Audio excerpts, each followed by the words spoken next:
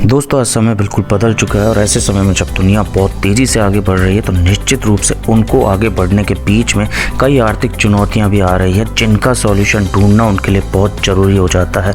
और एक business consultant का काम होता है उनको सही राय देकर उन समस्याओं से बाहर निकालने में उनकी मदद करने का।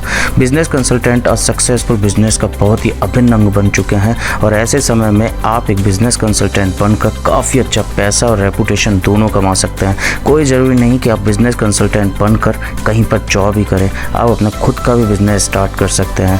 हमारे पास काफ़ी समय से क्वेरी आ रही है कि एक सक्सेसफुल बिजनेस कंसल्टेंट कैसे बने, तो आज इस वीडियो में हम आपको यही बताएंगे कि एक सक्सेसफुल बिजनेस कंसल्टेंट आप कैसे बन सकते हैं। तो ध्यान से इस वीडियो को देखिए, क्योंकि इस वीडियो को पूरा देखने के बाद आपको ये समझ में आ जाएगा कि एक सक्सेसफुल बिजनेस कंसल्टेंट बनकर आप कैसे सक्सेस के झंडे गाड़ सकते हैं और आपको किन चीज़ों की ज़रूरत है एक अच्छा बिजनेस कंसल्टेंट बनने में। इस क्रम में सबसे पहले आपको यह पता लगाना होगा कि किन लोगों को आपकी ज़रूरत है, आपके टारगेट ग्राहक कौन से हैं और उनकी क्या समस्या हैं। बस आपको उनसे बात करने की देरी है। शुरू में कुछ बेसिक इन्फॉर्मेशन और नॉलेज को कलेक्ट करना है और उनका सॉल्यूशन ढूंढना है।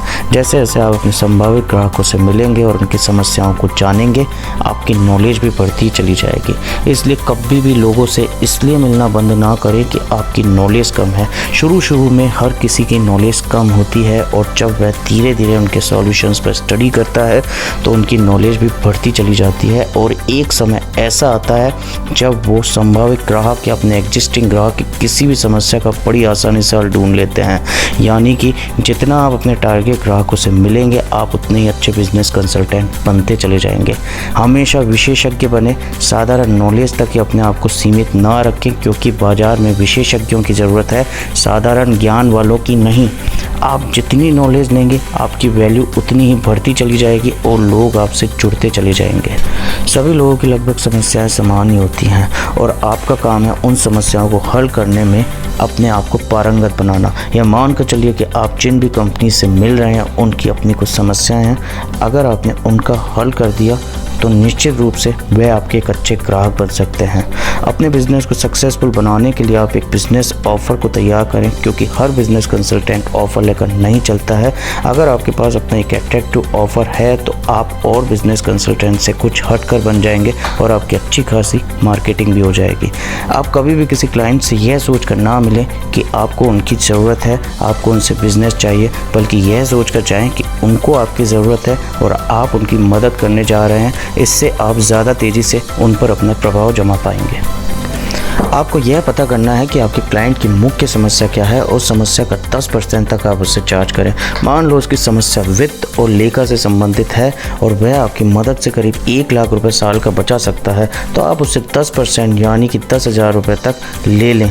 लेकिन आप जो उसको सॉल्यूशन दें वह स्थायी सॉल्यूशन होना चाहिए और ज़्यादा लालच ना करें। अपने प्राइस को कभी भी इतना कम ना रखें कि कोई आपको छोटा मोटा कंसल्टेंट समझे, और ना ही अपने प्राइस को इतना ज़्यादा हाई रखें कि वो आपकी प्राइस सुनकर ही आपसे दूरी बना ले। हम यह नहीं कह रहे हैं कि आप हमेशा बड़े बड़े क्लाइंट से पकड़ें, आप छोटे क्लाइंटों को भी ढूंढ सकते हैं। कई बार क्लाइंट्स की समस्या इतनी छोटी होती है कि 10% वाला सिस्टम काम नहीं करता है, आप उनसे 10% लेकर कुछ भी नहीं कमा पाएंगे। ऐसे समय में ऐसे लोगों से आप निश्चित फीस ले सकते हैं और आप उन छोटी छोटी समस्याओं का समाधान करके भी अच्छा खासा पैसा कमा सकते हैं। क्लाइंट छोटा हो या बड़ा, आपको कभी भी किसी भी क्लाइंट को नज़रअंदाज नहीं करना है, क्योंकि आज जो क्लाइंट छोटा है हो सकता है कल वही क्लाइंट आपको बड़ा बिजनेस दे। आपको सभी प्रकार के क्लाइंट्स को बराबर की वैल्यू देनी है, चाहे वह कितना ही छोटा क्यों ना हो। एक अच्छा बिजनेस कंसल्टेंट बनने के लिए एक बहुत ज़रूरी गुण है, वह है कभी भी अपने प्राइस स्लैब को लालच में आकर चेंज ना करें। कहने का मतलब है कि बार बार अपने चार्जेस को बढ़ाएं नहीं, बल्कि उनको एक जगह पर निश्चित रखें, क्योंकि अगर आप अपने चार्जेस को बार बार बढ़ाएंगे तो लोग आपसे धीरे धीरे दूरी बना लेंगे। हमेशा अपने क्लाइंट्स की समस्या को जानने और उसको हल करने में एक्सपर्ट बने और सामने वाले को यह अनुभव कराने की कोशिश करें कि आप ही उसकी समस्या को हल कर सकते हैं। और जब उसको इस बात का विश्वास हो जाएगा तो वह निश्चित रूप से आपके साथ काम करना जरूर पसंद करेगा। कभी भी किसी भी ग्राहक को सामने से बिजनेस देने के लिए ना कहें, उसे यह एहसास कराएं कि आप उसके लिए फ़ायदेमंद है, क्योंकि अगर आप उससे बिजनेस मांगोगे तो वह समझेगा कि यह आपकी मार्केटिंग स्ट्रेटेजी है और आपको उसकी ज़रूरत है। बिजनेस कंसल्टेंसी के बिजनेस में जब आप नए होते हैं तो आप कम पैसे में भी लोगों के साथ काम कर सकते हैं, क्योंकि शुरू में आपकी नॉलेज कम होती है और आपको अपने बिजनेस को सेट करना होता है। तो अपने नॉलेज के अकॉर्डिंग ही आप अपनी प्राइस को सेट कर सकते हैं।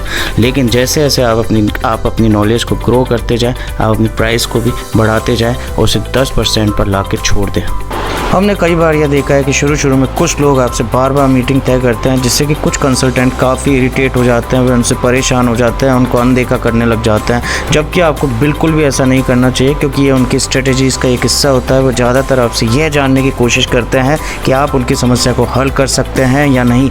अगर आपने उनको यह एहसास करा दिया कि आप उनकी समस्या को हल कर सकते हैं और आप हमेशा उनके साथ खुश मिजाज रहते हैं, तो वे निश्चित रूप से आपको बिजनेस दे सकते हैं और उसके साथ ही आपको काफ़ी अच्छे रेफरेंसेस भी प्रोवाइड करवा सकते हैं। दोस्तों, एक चीज़ का हमेशा आपको ध्यान रखना है, वह यह है कि कभी भी किसी भी बिजनेस मीटिंग में कभी भी अपनी स्ट्रेटजीज नहीं बतानी है। यानी कि कभी भी सामने वाले को यह नहीं बताना है कि आप उसकी समस्या को किस तरीके से हल करेंगे, बल्कि आपको केवल उसको यह विश्वास दिलाना होता है कि आप उसकी समस्या को हल करने में सक्षम है।